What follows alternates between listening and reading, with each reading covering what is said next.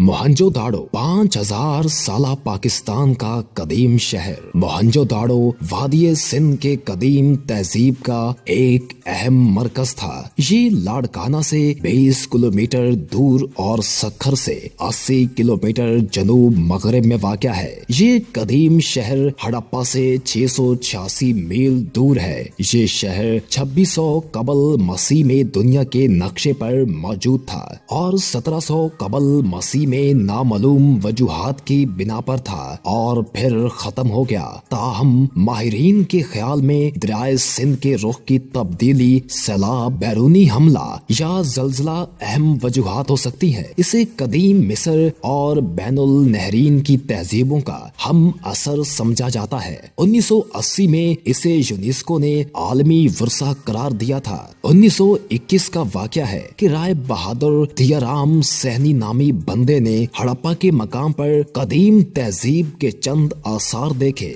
इसके एक साल बाद इसी तरह के आसार रखाल दास बनर्जी को मोहनजो दाड़ो की सरजमीन पर नजर आए। इसकी इतला हिंदुस्तान के महकमा आसारे कदीमा को दी गई तो महकमा आसारे कदीमा के डायरेक्टर जनरल सरजान मार्शल ने तजस्सुस और दिलचस्पी के बायस इन दोनों मकामात की तरफ तवज्जो दी और महकमा आसारे कदीमा के तहत खुदाई का काम शुरू कर दिया गया, लेकिन खुदाई का काम मुकम्मल न हो सका। जदीद तहकीकात की रोशनी में अब तक जो मालूमात हासिल हुई है उनसे मालूम होता है कि तकरीबन 2500 साल कबल मसीह वादी सिंध एक अजीब तहजीबो तमद्दन का गहवारा थी। इस वादी में एक बाज़ाब्ता मुस्तहकम हुकूमत कायम थी और ये हुकूमत सदियों से मजबूत चली आ रही थी। तब मोहनजो दाड़ो बहुत अहमियत का हामिल शहर था और इसको सिंध के दारुल खिलाफा की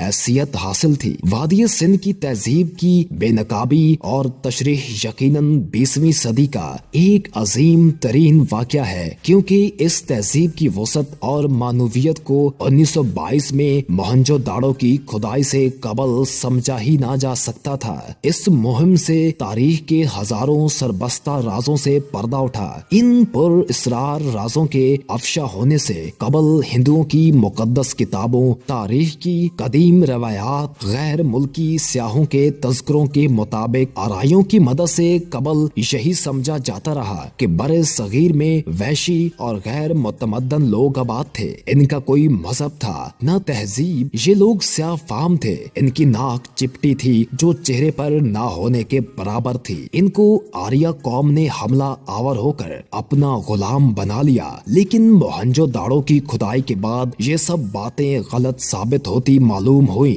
हकीकत ये है कि आर्या कौम का हमला जरूर हुआ, लेकिन यहाँ के लोग तहजीब याफ्ता थे और इस हमले से पहले वादी सिंध का अमीर तबका दौलत की फरावानी की वजह से ऐशो इशरत में पड़ा हुआ था और जुर्रत और बहादुरी का जज्बा मफकूद हो चुका था। बाकायदा फौज भी ना होने के बराबर थी। यही वजह है कि अपनी तसाहुल पसंदी और बुज़दिली की वजह से ये आर्यों से मगलूब हो गए, वरना तब से 500 साल कबल वादी सिंध में ऐसे ज़हीन, बाशऊर और मुहज़्ज़ब लोग आबाद थे जो किसी भी मुतमद्दन तहजीब से पीछे न थे।